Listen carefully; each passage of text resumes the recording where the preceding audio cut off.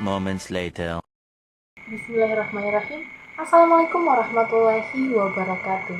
Halo teman-teman semua, perkenalkan nama saya Siti Rukaya, salah satu mahasiswa dari Universitas Negeri Makassar, Program Studi Pendidikan Bahasa dan Sastra Daerah, kelas Makassar semester 3 angkatan 2022.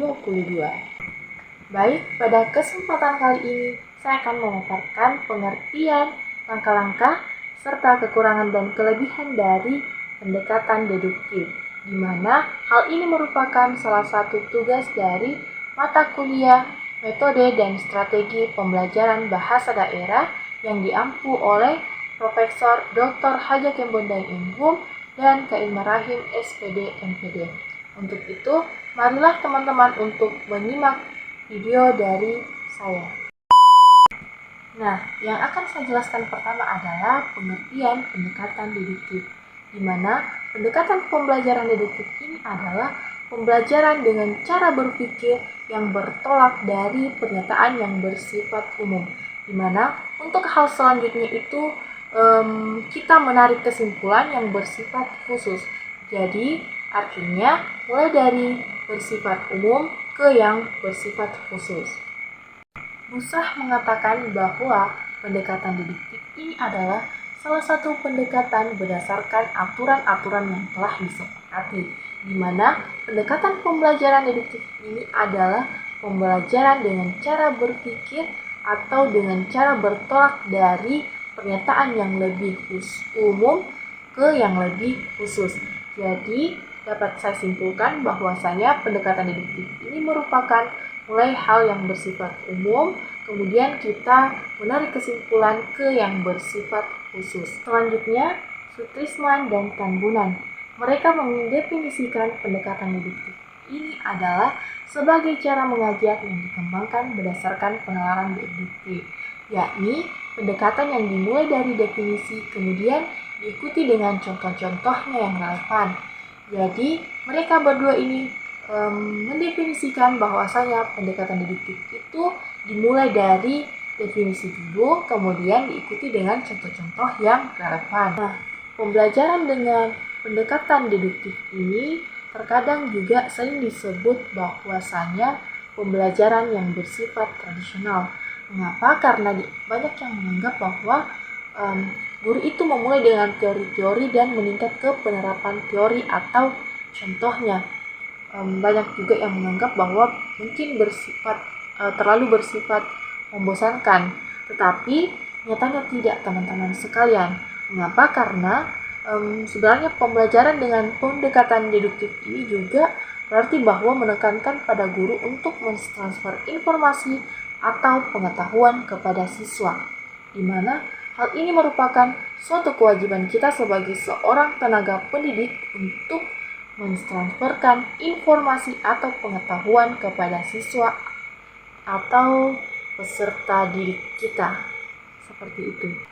Mungkin hari ini transfer ilmu merupakan hal yang selalu ingin dihindari oleh tenaga pendidik dalam hal melaksanakan pembelajaran. Tetapi dalam praktiknya, kenyataannya hal ini itu masih tetap dan harus kita lakukan. Hanya saja, jika pembelajaran hanya mengandalkan transfer ilmu dari tujuan utama pelajaran itu, maka tidak akan tercapai. Oleh karena itu, pendekatan deduktif itu akan tetap digunakan dalam taraf yang tidak berlebihan pada model pembelajaran. Nah, selanjutnya saya akan menjelaskan mengenai langkah-langkah yang dapat digunakan dalam pendekatan deduktif untuk digunakan dalam pembelajaran. Nah, untuk itu yang pertama adalah memilih konsep, prinsip, dan aturan yang akan disajikan, di mana pendekatan pembelajaran deduktif itu dapat dimulai dengan guru menentukan materi pembelajaran yang akan disampaikan, yang akan dipelajari oleh siswa, sehingga konsep atau prinsip tersebut sesuai dengan materi. Kemudian yang kedua adalah menyajikan aturan prinsip yang bersifat umum, lengkap dengan definisi dan buktinya. Langkah yang kedua ini merupakan bagaimana kita menyampaikan bagaimana kita menyajikan aturan, bagaimana kita menyajikan prinsip yang bersifat umum itu dengan lengkap, dengan definisi dan buktinya. Kemudian yang ketiga adalah disajikan contoh-contoh khusus agar peserta didik itu dapat menyusun hubungan antara keadaan khusus dengan aturan prinsip yang umum. Jadi dia menyajikan contoh-contoh atau di mana supaya peserta didik itu dapat menyusun hubungan antara keadaan khusus dengan keadaan yang umum. Kemudian yang keempat itu disajikan bukti-bukti untuk menunjang atau menolak kesimpulan bahwa keadaan khusus itu merupakan gambaran dari keadaan umum. Nah, setelah saya membahas dari pengertian dan langkah-langkah pendekatan deduktif, selanjutnya saya akan membahas tentang apa saja sih kelebihan dan kelemahan dari pendekatan deduktif. Ya baik, di sini saya akan melanjutkan pemaparan materi saya mengenai kelebihan dan kelemahan dari pendekatan deduktif. Yang pertama dulu akan saya jelaskan mengenai apa saja sih kelebihan dari pendekatan deduktif.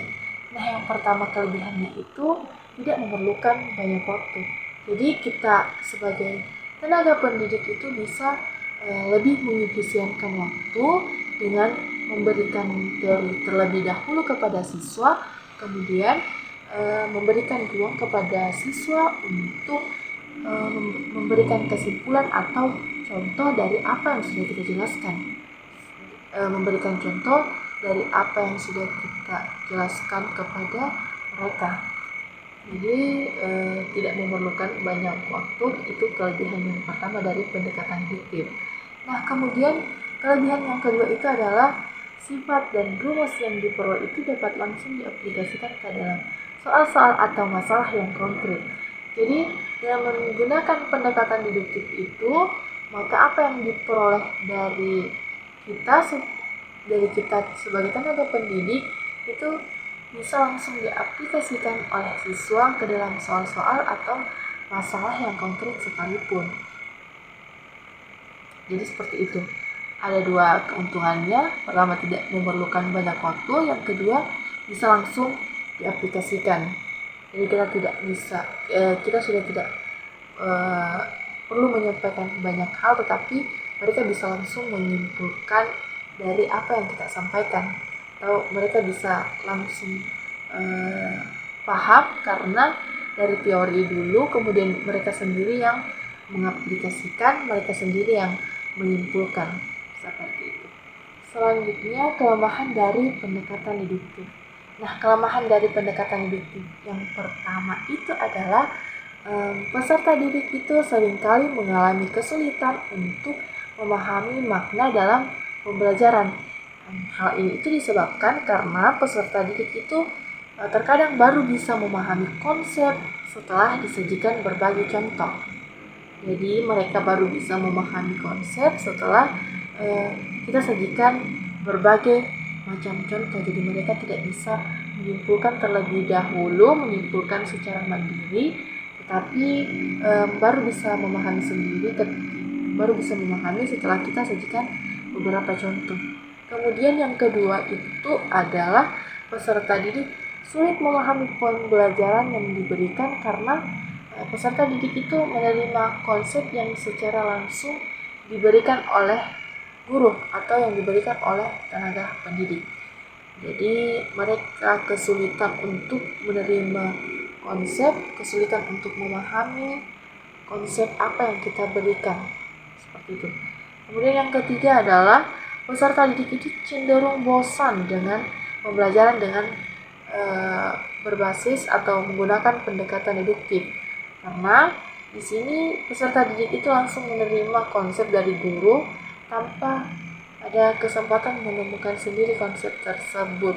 Jadi terkadang mereka merasa bosan ketika kita menggunakan pendekatan deduktif dalam proses pembelajaran.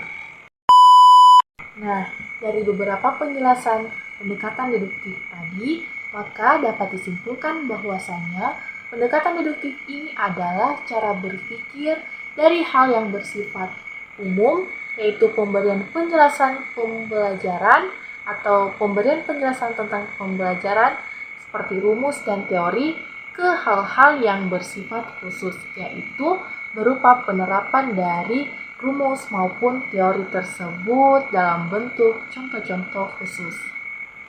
Baiklah, demikian video saya kali ini. Mudah-mudahan apa yang saya sampaikan bisa bermanfaat untuk teman-teman sekalian yang akan berprofesi sebagai tenaga pendidik maupun teman-teman yang sudah berprofesi sebagai tenaga pendidik. Mudah-mudahan juga tugas saya atau apa yang saya sampaikan pada kali ini bisa memenuhi tugas dari mata kuliah metode dan strategi pembelajaran bahasa daerah yang diampu oleh Profesor Dr. Hajatin Bunda M.Hum dan K.I. Marahim SPD MPD. Terima kasih saya ucapkan dan saya akhiri dengan ucapan wabillahi taufiq wal hidayah. Wassalamualaikum warahmatullahi wabarakatuh.